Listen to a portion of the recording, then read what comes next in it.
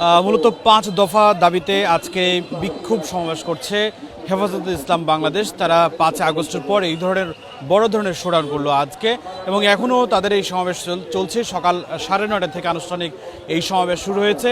মূলত তাদের প্রধান যে দাবিটি সেটি হচ্ছে নারী বিষয়ক যে কমিশন গঠন করা হয়েছে, সেই নারী বিষয়ক কমিশনে নাস্তিক্যবাদ এবং বহুত্ববাদের তথ্য আসার পর থেকে মূলত হেফাজতে ইসলাম এই বিষয়টি তীব্র বিরোধিতা শুরু করেছেন, এবং তারা বলছেন যে বাংলাদেশে মুসলিম কান্ট্রি দেশ এবং সবচেয়ে বেশি ধর্মাবলম্বী মুসলমানদের দেশে এই ধরনের ইসলাম বিদ্বেষী যে কার্যকলাপ।